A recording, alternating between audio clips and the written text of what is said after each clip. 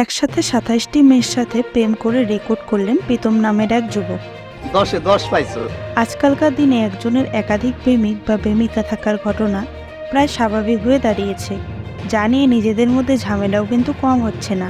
তাই বলে একসাথে ২৭ জনের সাথে প্রেম করার ঘটনা এর আগে ঘটেছে কিনা তা মনে করতে পারছে না কেউই। এরকমই অবাস্তব একটি কাণ্ড ঘটিয়েছেন প্রীতম নামের একজন যুবক।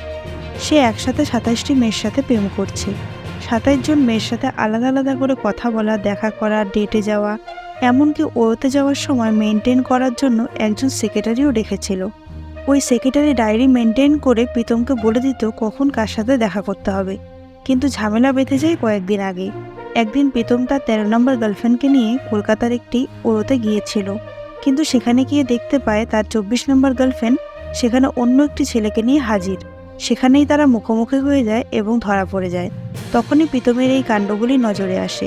আপনার কোন বন্ধুর এরকম অবস্থা হতে পারে বলে আপনার মনে হচ্ছে, তাকে ভিডিওটি শেয়ার করতে ভুলবেন না। ব্রেকআপ করে দেওয়ায় গার্লফ্রেন্ডের বাড়ির সামনে পাগলা কুকুর ছেড়ে দিলেন এক যুবক। কি বলবো, যাই হোক।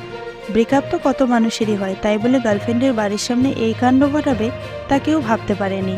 কয়েকদিন আগেই সায়নের সাথে তার গার্লফ্রেন্ডের ব্রেকআপ হয়ে যায়।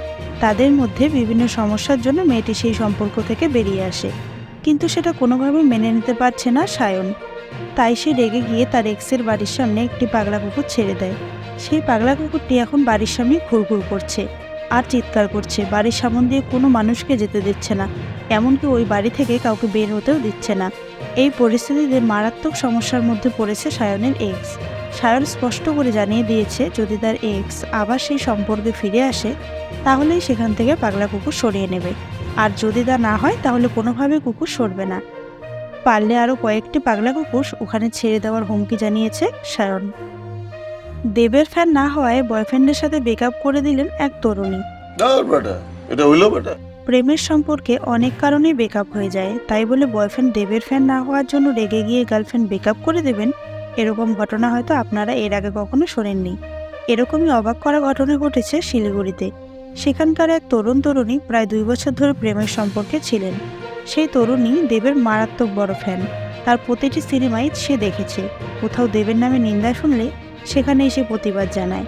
সে হঠাৎ করে জানতে পারে যে তার বয়ফ্রেন্ড নাকি দেবের ফ্যান নয়, বরং সে হিরোনের ফ্যান। এটা জানার পরে সে বয়ফ্রেন্ডের ওপর প্রচণ্ড রেগে যায় এবং সাথে সাথে ব্রেকআপ করে নেয়। এই ঘটনায় সোশ্যাল মিডিয়ায় হাসির রোল উঠেছে।